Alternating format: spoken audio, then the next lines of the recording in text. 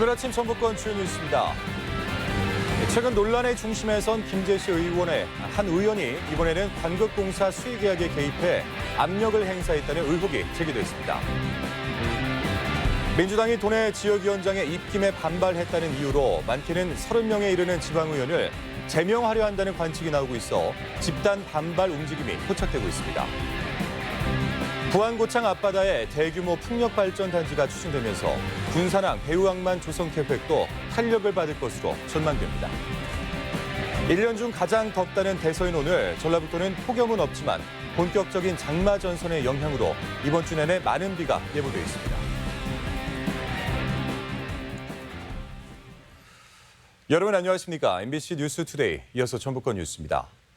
전라북도는 현재 서해남부 해상에서 발달된 장마 전선으로 호우특보가 내려져 있습니다.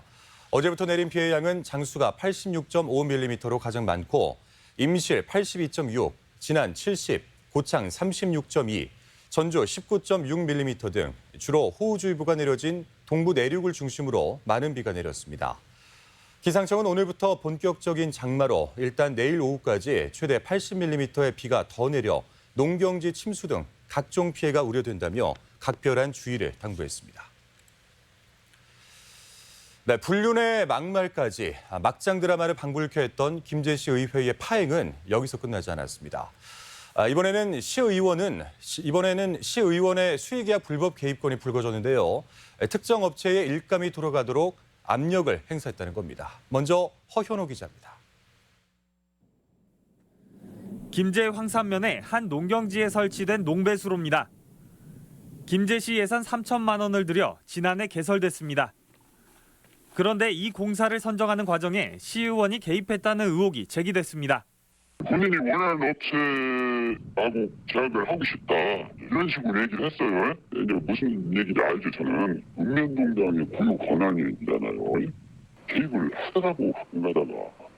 실제 이 공사를 따내기 위해 이 의원이 추천했다는 해당 업체와 1,700만 원 상당의 도급 계약이 이뤄졌습니다. 읍면동 단위로 주민들의 민원을 해결하겠다는 취지의 소규모 지역개발 사업. 별다른 업체 선정 기준도 없이 읍면동장의 권한으로 수의 계약을 맺고 있는데 관행적으로 시의원이 민원 전달 창구가 되기도 하지만 아예 업체 선정에 관여했다는 의심까지 받고 있습니다.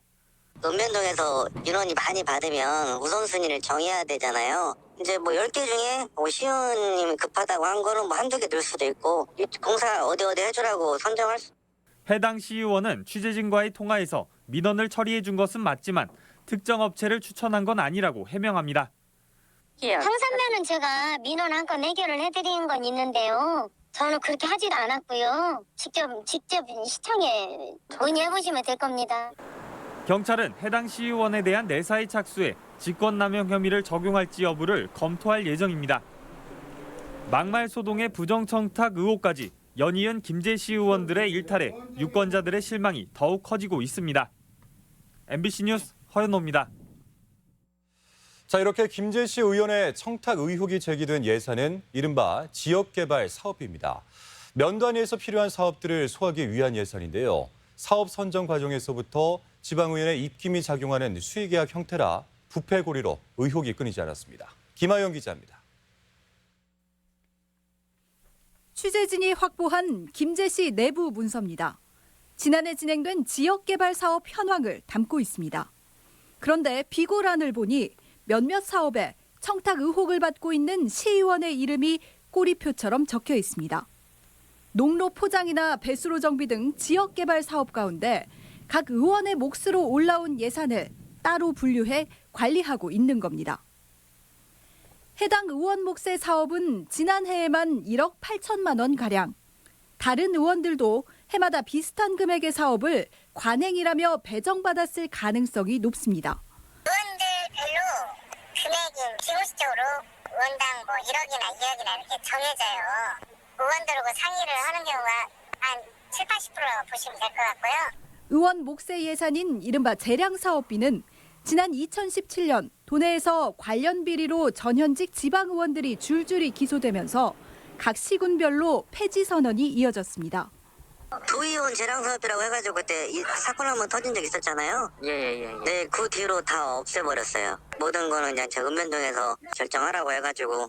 하지만 실상은 의원 몫의 예산이 소관 부서별 사업으로 나뉘어 관리되거나 주민 참여 예산이라는 이름으로 여전히 편법적으로 운용되고 있습니다. 이제 단체장이 의원님들을 좀 부드럽게 하려면 좀 금액을 뭐 이렇게 조금 이렇게 해주고, 근데 기본적으로 있어요. 말을 잘하네요, 대위로 의원들끼리. 셀프 심사에 사후 검증도 쉽지 않습니다. 그건 뭐 어디 의원님 겁니다. 뭐 이렇게 하면 그냥 의원들도 서로 간에 그 예산은 전혀 이제 정상적으로 서로가 안 되고 그건 그냥 불문율 같은 예산이죠. 더구나 대상 사업 대부분이 2천만 원 미만의 수의 계약으로 이뤄지다 보니 의원들이 특정 업체에 공사를 주라고 집행부를 압박하는 등 각종 비리 의혹도 끊이질 않습니다. 어떤 지역 세력과 연결된다든지 또는 계약 과정이나 이런 과정에 비리랑 연결되면서 더더욱 예산의 쓰임이라고 하는 게 이 공공성을 벗어난 사적 이익의 영역으로 이렇게 변형된 형태의 재량 사업비는 도의원의 경우 4억 5천만 원, 기초의원은 시군별로 편차가 있지만 1억에서 2억 원 상당인 것으로 알려지고 있습니다. 도내에서 한 해에만 어림잡아 400억 원이 넘는 혈세가 이른바 의원님의 몫으로 견제장치도 없이 쓰여지고 있는 게 엄연한 현실입니다. MBC 뉴스 김아연입니다. 각종 비리 의혹에 휩싸인 청소 대행 업체에게 전주시가 계약 해지를 통보했습니다.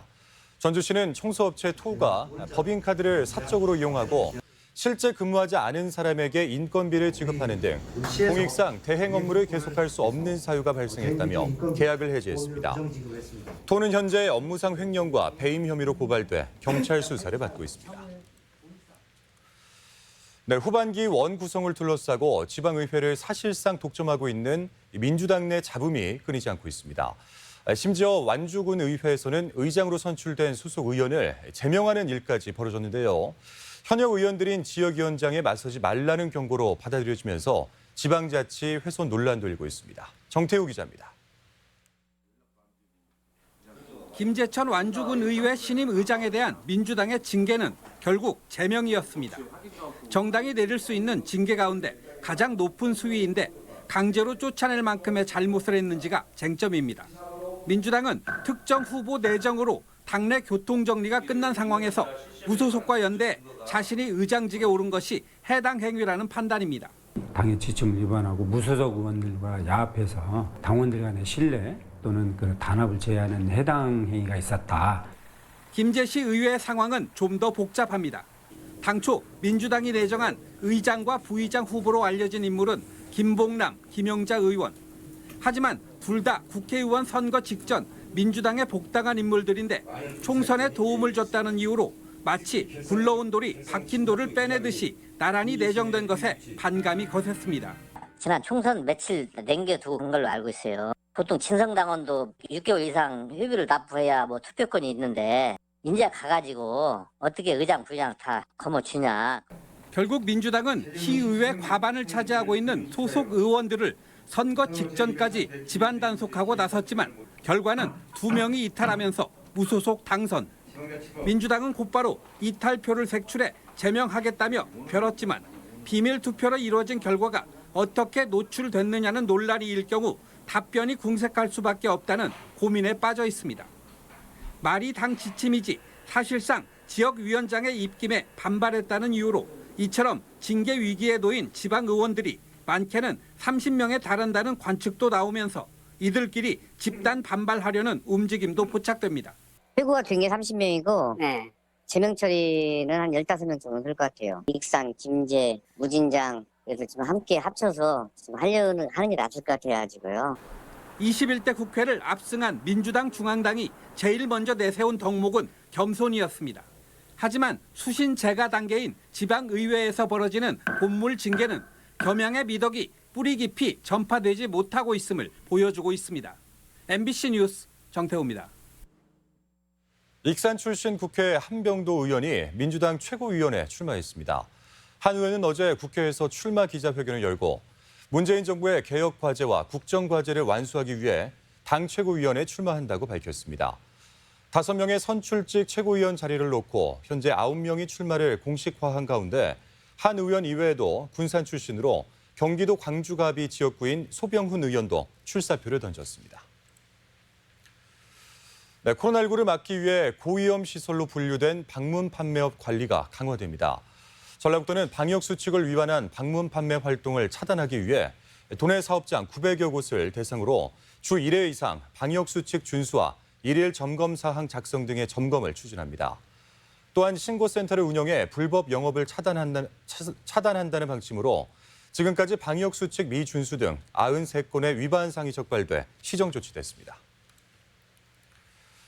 중증 열성 혈소판 감소 증후군으로 올해 도내 첫 번째 사망자가 발생했습니다.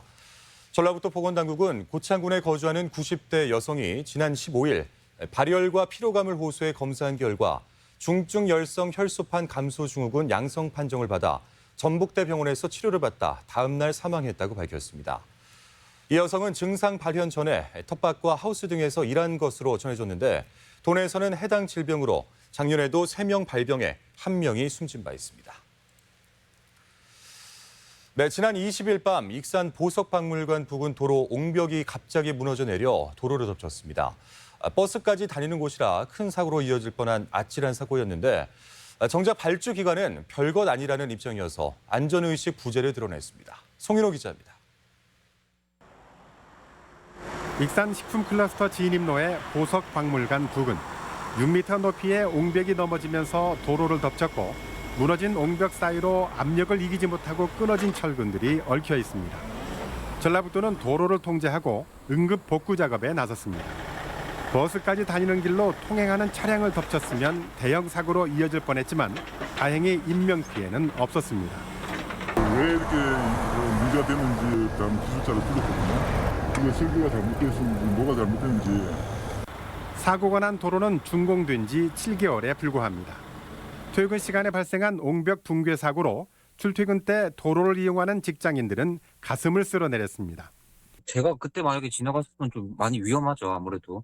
그때 안 지나가서 다행이지. 지나갔으면 누구라든지 다 위험한 상황이죠. 하지만 현장을 조사한 익산지방국토관리청 관계자는 별것 아니라며 대수롭지 않은 반응을 보여 안전의식에 대한 안이함을 드러냈습니다. 하자보도 같은 경우는 익산청에서 이제 소관이 될 거고요. 비로 인한 그런 경우다라고 하면 이제 도로 관리 기관이 정부도청이 되겠죠. 전라북도는 장마에 대비해 일단 응급 복구를 한 뒤 부실 공사 여부를 포함한 사고 원인 조사를 벌이기로 했습니다. MBC 뉴스 송윤호입니다. 가축 집단 감염병 사태에 안이하게 대처한 공무원들이 검찰에 넘겨졌습니다. 전북지방경찰청 지능범죄수사대는 도 방역 담당 5급 공무원 A씨 등 3명을 직무유기 혐의로 불구속 입건해 기소 의견으로 검찰에 송치했습니다. 이들은 지난 2018년 4월 세균성 전염병인 브루셀라병 검사 결과를 무주군에 즉각 통보하지 않아 감염된 소가 팔려가는 것을 막지 못해 이웃 장수군까지 집단 감염시킨 혐의입니다. 네, 대통령 방문으로 구체화한 서남 해상 풍력 후속 보도 이어가고 있는데요. 부안 고창 앞바다에 대규모 풍력 발전 단지가 추진되면서 군산항 배후항만 조성 계획도 탄력을 받을 전망입니다. 지역 경제 활성화 대책으로도 주목됩니다. 유령 기자입니다. 지난해 부안과 고창 앞바다에 완공된 서남의 해상풍력 실증단지. 20대 발전기가 60메가와트의 전력을 생산하고 있습니다. 정부는 이 실증단지 부근에 2028년까지 2.4기가와트 규모의 대규모 발전단지를 조성한다는 건데 실증단지 조성 과정부터 아쉬움이 많습니다. 기자재 대부분을 외지에서 배를 타고 들여와 해상에서 조립했습니다. 지금 낫셀 같은 경우는 창원 공장, 타워는 포항에서 가져옵니다. 발전기, 그다음에 그 변압기 이런 부분 다 해외에서 들어오고. 전북에서 생산돼 군산항에서 선적된 것은 날개인 블레이드가 유일했습니다. 전라북도는 이런 블레이드 외에도 터빈이나 타워 그리고 하부 구조물 등 대부분의 풍력 발전 기자재를 이곳 군산항에서 선적해 군산항 활성화를 꾀한다는 계획입니다. 지역에서 모든 그 자원과 물동량이 이동을 할 수 있도록 그렇게 기본적으로 지금 구상을 하고 있고요. 예산에 반영이 될 수 있도록. 군산항 6부두에는 이미 1,500톤을 끌어올릴 수 있는 크레인이 있고 공터로 버려진 칠부두는 야적장으로 조성하면 물동량 증가에도 도움이 될 전망입니다. 컨테이너가 좀 많이 부족해서 좀 운영 수주에 어려운 부분이 있는데 해상풍력이 활성화가 되면 경영 여건이 많이 개선될 것으로 판단이 됩니다. 서남의 해상풍력단지 조성 사업을 도내에서 기자재를 만들고 배후 항만까지 조성하는 진정한 뉴딜 사업으로 연결할 수 있는 계획이 요구되는 이유입니다. MBC 뉴스 유룡입니다. 네, 군산항만 노동자들이 갑질 중단과 열악한 노동 환경 개선을 촉구하고 나섰습니다. 민주노총 전국건설노조는 어제 전북도청 앞에서 기자회견을 갖고 열악한 작업 환경 때문에 발생한 9차례의 굴삭기 화재와 선박 파손에 대한 비용을 원청이 군산항만 노동자들에게 전가하고 있다며 책임을 사측이 져야 한다고 주장했습니다. 또한 사측이 하루 18시간의 노동을 강요하고 있다며 노동당국의 관리 강국을 촉구했습니다. 한국GM 군산공장 등의 노동자를 불법 파견한 혐의로 대표이사 등 임원들이 재판을 받게 됐습니다. 인천지검은 파견 근로자 보호법 위반 혐의로 카허카잼 대표이사와 협력업체 운영자 등 28명을 불구속 기소했습니다. 이들은 지난 2017년부터 지난해 말까지 군산 공장에 파견업 허가가 없는 업체 2곳으로부터 148명을 불법으로 받아주는 등 공장 3곳에서 1,700여 명을 불법 파견받은 혐의를 받고 있습니다. 대포 통장을 만들어 불법 도박 사이트 운영 계좌로 제공한 일당이 붙잡혔습니다. 전주지검 남원지청은 대포 통장을 유통한 48살 A씨 등 4명을 범죄 수익 은닉 규제 및 처벌법 위반 등 혐의로 구속 기소하고 통장 명의 제공자 48살 B씨 등 9명을 불구속 기소했습니다. A씨 등 4명은 지난 2018년 말부터 최근까지 유령 법인을 설립하고 B씨 등의 명의로 개설한 통장 80여 개를 불법 도박 사이트 사용 계좌로 제공해 32억 원 상당의 수익을 챙긴 혐의를 받고 있습니다. 네, 코로나19가 장기화하고 있는데요. 군산시가 침체된 지역 경제를 살리기 위해 다음 달 3일부터 군산 사랑 상품권을 10% 할인 가격으로 판매합니다. 지역 소식 이몽진 기자입니다. 군산시가 다음 달 3일부터 군산 사랑 상품권 할인율을 현행 8%에서 10%로 상향합니다. 상품권 발행 규모는 2,300억 원으로 상품권이 소진될 때까지 개인별 월 70만 원 한도로 판매됩니다. 군산시는 상품권 발행량이 충분한 만큼 시간을 두고 분산 구매하고 모바일 상품권 활용도 당부했습니다. 상품권 할인 판매가 지역 소비 진작으로 이어져 어려움을 겪고 있는 소상공인들에게 도움이 되기를 바랍니다. 장수군이 화재 발생으로 인한 피해를 예방하기 위해 오는 9월까지 취약계층의 주택용 소방시설 설치 지원 사업을 추진합니다. 장수군은 지난해 377가구에 이어 올해 7개 읍면 소방 취약계층 654세대를 대상으로 화재 감지기 1,255대 설치를 지원합니다. 지속적으로 소방시설 설치를 추진하여 화재 발생을 사전에 예방하고 취약계층의 소중한 재산과 생명보호는 물론 안전한 생활환경을 조성하도록 힘쓰겠습니다. 남원시가 조사료 수입 의존도를 낮추고 안정적인 공급 체계를 갖추기 위해 360헥타르인 옥수수 재배 면적을 2023년 450헥타르까지 늘리기로 했습니다. 남원에서는 유구와 젖소 등 3만 4천여 마리가 사육되고 있는데 현재 조사료 필요량은 10만 톤으로 이 중 20%는 수입산 조사료가 차지하고 있습니다. 또한 사료 종자 구입비를 지원해 생산 기반 조성에 적극 나서기로 했습니다. 완주군은 관광객 유치를 통한 지역상권 활성화를 위해 오는 9월부터 대둔산 도립공원 주차장을 전면 무료 개방하기로 했습니다. 완주군은 현재도 코로나19로 임시 무료 개방을 실시하고 있는데 전면 개방 이후에는 이용객들이 대형 3,000원, 중형 2,000원, 소형 1,000원의 주차 요금 부담을 덜게 됐습니다. MBC 뉴스 임홍진입니다. 다음은 행사와 문화 소식을 전해드리겠습니다.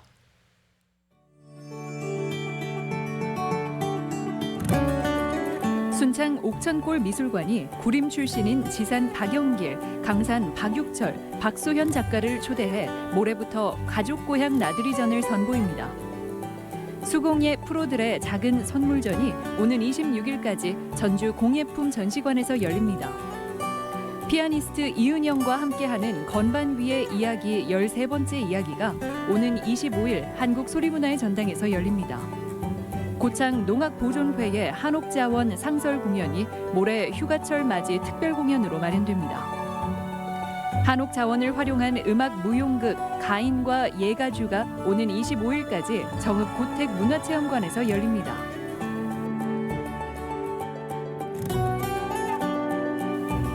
문학단체인 문학의 숲과 나실련이 오늘 한국전통문화전당에서 윤생진 뉴오팩트 코리아 대표를 초청해 특강을 진행합니다. 전주시립평화도서관은 오는 25일부터 9월 26일까지 매주 마지막 주 토요일 서학동 예술촌 공방에서 청소년 예술체험 프로그램을 운영합니다. 해병대 전우회 전라북도 연합회 전주시 지회에서는 25일 아중호수 수변과 수중 정화 활동을 실시합니다. 전주시가 오늘까지 전주형 희망 일자리 참여자를 모집합니다. 전주문화재단은 모레까지 마을의 이야기를 기록하고 해설하는 마을술사 2기를 모집합니다.